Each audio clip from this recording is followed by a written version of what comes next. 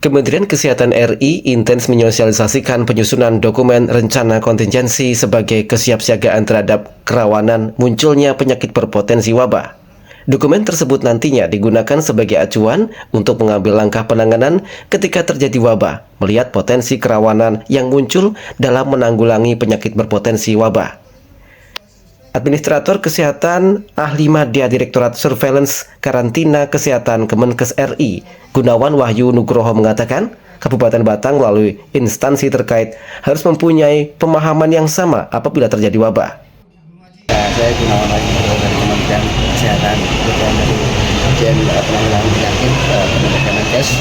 Jadi memang ini sudah menjadi amanah undang-undang ya, bahwa kesiapan seluruh kabupaten kota itu dinilai secara internasional lewat Joint National Evaluation.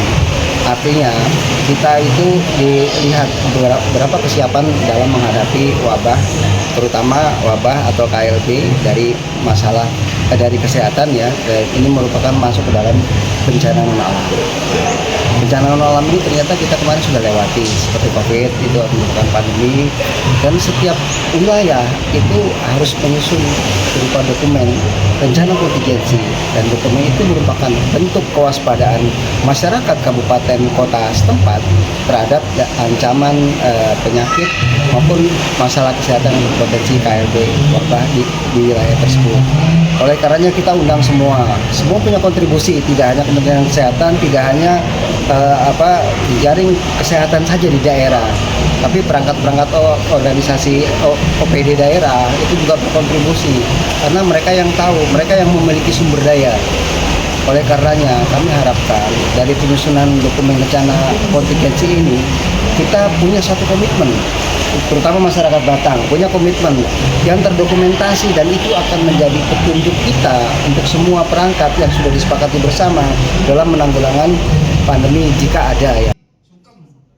Sekretaris Dinas Kesehatan Batang, Ida Susilaksmi menerangkan, sosialisasi ini menjadi media untuk menyusun rencana kontingensi dengan melibatkan lintas OPD dan lintas profesi di Kabupaten Batang, sehingga dapat melakukan penanganan penyakit berpotensi wabah secara terintegrasi.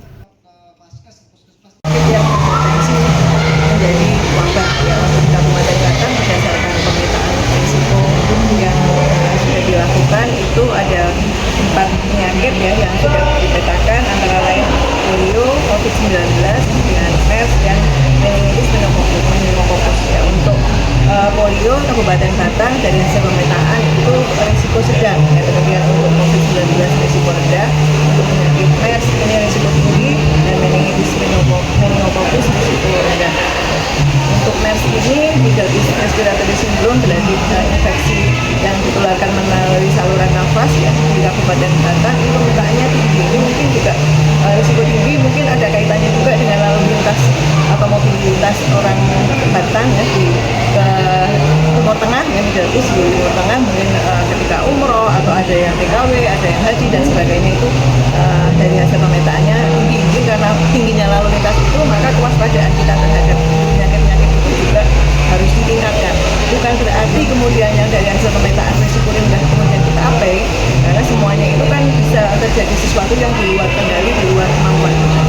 Dengan harapannya dengan setelah dilakukan pemetaan ini, di satu sisi kita lebih waspada, di sisi lain juga tanpa mengabaikan yang dari hasil pemetaannya itu kategorinya risiko. Apabila rencana kontingensi telah terdokumentasi, masyarakat bersama instansi terkait diharapkan telah siap mengambil langkah penanganan yang tepat.